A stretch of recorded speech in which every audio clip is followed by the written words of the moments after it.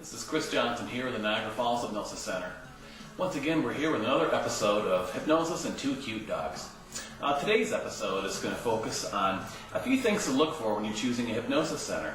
My goal is for this video not just to be restricted to Western New York, but hopefully people all across the country and even all across the world will see it. So therefore, this video can serve you very well no matter where you are when you're deciding what kind of hypnosis center to visit. A couple of things to look for. First of all, ask your hypnotist if he or she has insurance. Hypnosis is completely safe when practiced by a qualified practitioner, but having insurance shows a commitment to your clients. I have hypnosis insurance for my actual practice, and I have actual insurance on my actual building as well.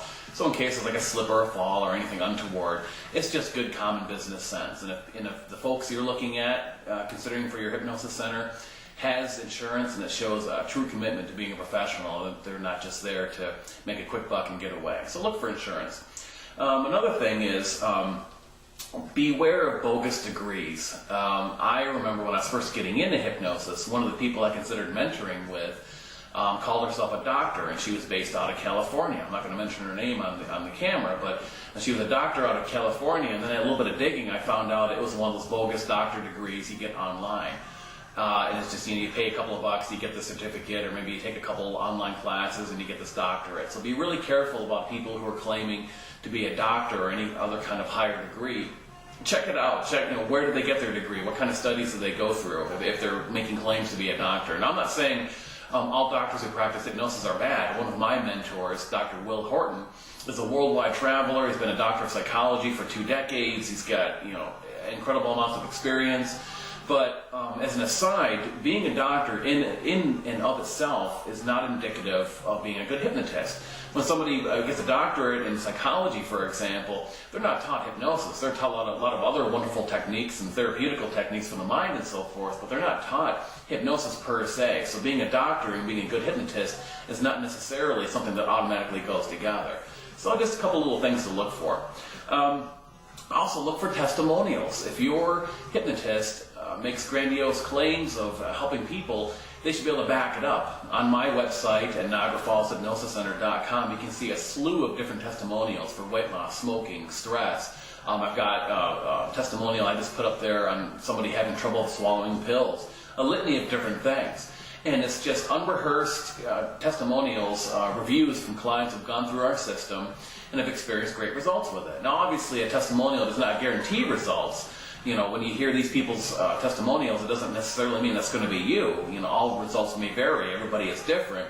But it shows a good track record of people obtaining good results. So look for a hypnotist who has a lot of good testimonials on his or her website.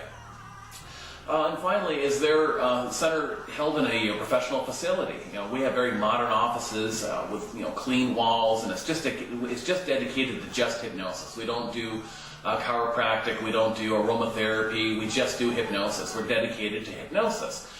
Some of the horror stories I've heard from, some hypnotists, they have their sessions in their house, and I've been told stories where clients, when they walk through the house to get to the therapy room, where there's like dirty dishes in the sink, the family dog comes in. I've heard all kinds of different stories. So if somebody is a true dedicated professional, they should have professional facilities dedicated to just hypnosis, not just in a corner of somebody else's room.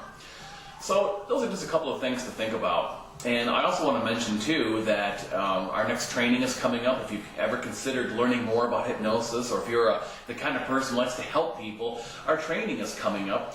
And it's going to be the dates of April 15th through the 17th and April 22nd through the 25th. It's going to be over the course of 2 weeks, broken up like that because it's just so difficult for us to close down the center for an entire period like this. We're breaking it up, and it makes people easier in terms of their work schedules as well too.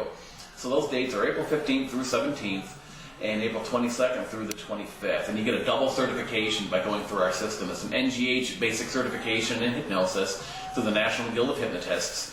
I'm a qualified certified instructor, and you also get a basic practitioner certification in NLP, Neuro-Linguistic Programming, through the National Federation of Neuro-Linguistic Psychology, run by Dr. William Horton.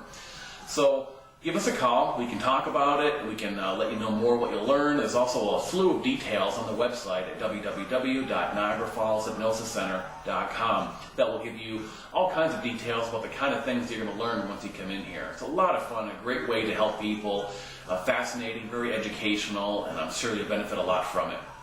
And this episode's clip of two cute dogs is Sophie and Frodo as they got really close to the camera, so I think you'll like it. And we will see you again soon, another episode of Hypnosis and Two Cute Dogs. I'm Chris Johnson. Thanks for watching.